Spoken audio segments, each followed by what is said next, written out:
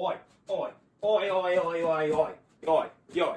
What up, my people? Thank you for coming back for my second ever music review video. I'm your boy Nassim the Dream, and I have been anticipating this review ever since I thought about making this channel. Today I will be reviewing the EP from Bring Me the Horizon, Post-Human Survival Horror. This is Bring Me the Horizon's newest installment to their discography, following their last release off of Amo in 2019. Now, if you dip your feet a little bit in the alt-metal genre, alt-rock genre, you're familiar with this band. I'm assuming they've been around since 2004 and been very notorious for their past death metal records such as Count Your Blessings and Suicide Season. Following that, we have debatably their most fan-favorite album, Sempiternal, released in 2013. In Sempiternal, we see the band step away from their deathcore death metal roots and take on more of an alt-rock perspective. Following Sempiternal, we have That's the Spirit, released in 2015, where the band started to experiment with different sounds. Now, me personally, I wasn't always on the Bring Me the Horizon wagon for as long as these records have been released, yet I've known the band ever since they've been debuted. But the record that really got my attention for this band was their latest LP released in 2019, Amo, where the band starts to dip their feet a little bit more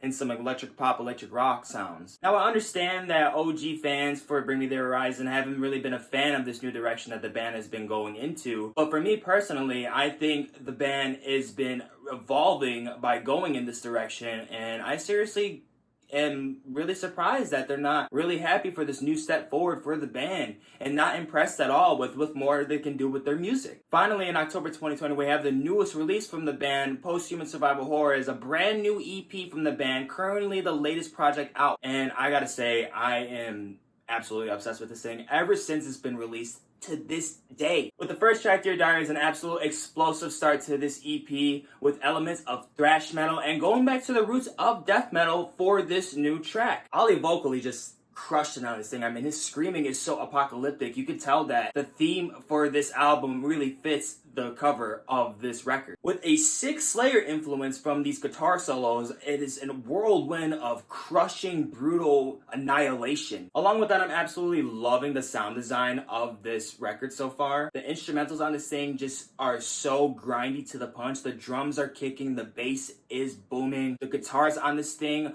are so sick. And not to mention with that, Ollie's vocals are absolutely merciless. I think it's so dope hearing Ollie like slowly fall into the infection towards the end of this track and just getting punished by an absolutely cruelifying breakdown leading out of this track. I also thought the timing of the release of this project was kind of ironic due to us being in our own pandemic ourselves. But interestingly enough, I found that the record wasn't even really making for the reason of the pandemic, more for an apocalyptic art piece and more inspired from Call of Duty Zombies, word for word from Ollie himself. Another fun fact I found really interesting for this record is bringing on Mick Gordon, famous producer and composer best known for his video game soundtracks, onto Post-Human. Onto the next track, Parasite Eve, we start off with these Mongolian folk chants that I think bring a very chilling and horrific mood to the whole track so far, with the melodrama really sinking in. And then onto these verses with these driving bass and drums and eerie vocals. I'm really loving the dramatic staccato strings on this track too, which I think bring a lot of suspense and really complement so much for the instrumental. And then the sections on this track where we have this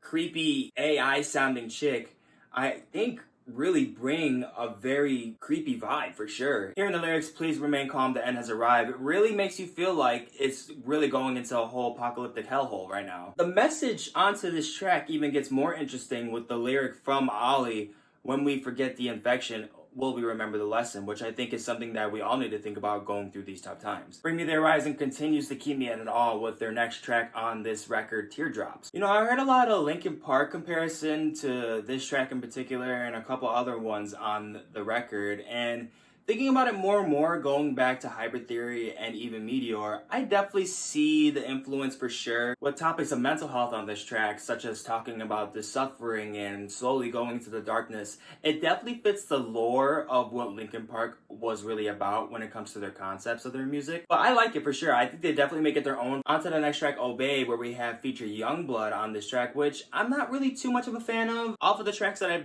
have heard that are from his discography, they haven't really intrigue me as much as I would have thought they would, but I think his melodramatic elements do really bring into a good addition to Obey. Obey definitely has one of the catchiest hooks on the EP, which is probably the first thing that I really noticed that I liked from this song for sure. And I also really liked the topics of abiding by authority. Now for the next tracks, Itch for the Cure into Kingslayer is where I think is the biggest bulk of intensity for post-human survival horror. The extended cut to start off Kingslayer, Itch for the Cure, gives a lot of suspense building up to Kingslayer. I mean, with hype cutesy lyrics from BABYMETAL, which I was really excited to see coming up on this next track, and with flaring ticks and spoken word from Ollie, and hearing the emotionless lyrics coming off of Ollie really gives it a very dark filter. I feel like I'm skipping along into a march with a smile on my face, knowing that I'm about to enter a deep pit of fire and brimstone. And dear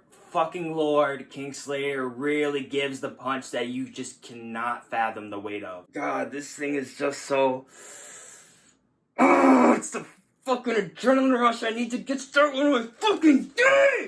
Mick Gordon onto the production for this track in particular just gives it such an overwhelming justice. I mean, it's unbearable how gorgeous the production is and how flawless it is to start to finish. Ollie bringing back that deathcore, death metal vibe that these fans also loved ever since the start. And when contrast onto the chorus with BABYMETAL's gorgeous flaring lyrics, the chemistry is so much there that you just didn't really expect it to, especially if you know BABYMETAL. You weren't really sure how well this was gonna work, but it works beyond wildest dreams. This is an absolute jarring war zone of madness occurring throughout this entire track. It just feels like all types of different mystical creatures are just going into an absolute blood fair. The rush of this thing is absolutely infectious. I mean, Ollie screaming onto the outro of this song is...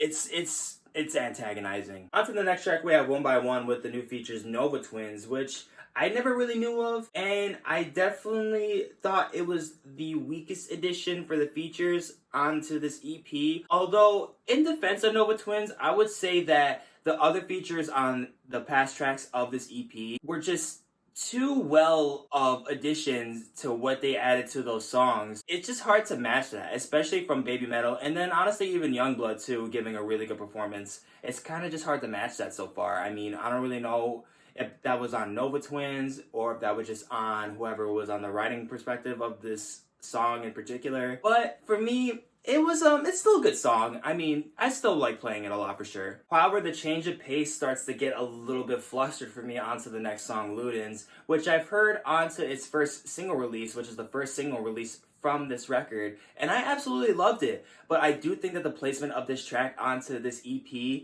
definitely gives a little bit of a flaw to how slow I think it should really come down. This is at the point where the record is starting to bring you down, but for me, the intensity is too high up. It's too spark for this whole record to really just be high up at this point and really get to the middle right here, where I think it's really best to gradually slow down. I can see why it makes me feel like at this point, but I definitely feel like something should have been before this to maybe bring in the pacing a little bit more smoothly. And this is definitely the saddest part of the EP for me, is the very last song, One Day the Only Butterflies Will Be Left on Our Chest. Before even playing it, just viewing off for the feature, we have Amy Lee of Evanescence on this track. Fucking crazy, right? Like, if you know metal and you know how talented this vocalist is, you really feel like that this is going to be a track that's really going to blow you away, especially if you are a fan of Amy. But the energy for me is just too drastic of a drop. I mean, that's probably my biggest problem of this song right here. I'll put it to you in a perspective like this. Like, say like you're going on a full-on 100% sprint, right? You're going, it's non-stop. You're going for like a straight up like 20 minutes, and then you just stop. Kind of really can't, you know what I mean? It's best to go off that cool down. For me, that's the best blend of pace when it comes to projects like this. It just drops off way too hard for me, and it was just such a turnoff. But for the song itself, I do think that Amy and Ollie sound beautiful together. I'm not still crazy about the track, but it is an outro track, and I think sonically it fits the picture. It didn't hit for me as hard as I think it would have if there was just maybe like, I don't know, like 2 or 3 more tracks. This EP, I thought at first was an album due to the duration. It was like about like 35 minutes. I understood why for most of these songs kind of felt like extensions. I just wish it kind of just turned into an album instead and just had those other tracks in there that made it into the album. But nonetheless, I will say that that doesn't bother me as much because this whole record is so smashing to me. It's so addictive. It's still processing to me how well this EP was put together. There's only so much I can really say that really gives positive feedback for this record. It kicks ass. This shit is so sick. I will play it over and over again. I'm gonna give Post-Human Survival Horror a 90%. I seriously just love this record. I mean, like, what did you think of it, honest? I think you need a haircut, fucker. Tell me, guys, what did you think of this EP? What did you think of Post-Human Survival Horror? Did you agree with my rating? Please give a like and subscribe and hit the bell also to get notified on all my newest content. Down below in the description is all the links to my social media accounts. You can follow me and keep up with me on the daily. Thank you guys so much for watching to this video. It means so much to me for you to be along with this journey with me. I'll see you guys next time. Doses.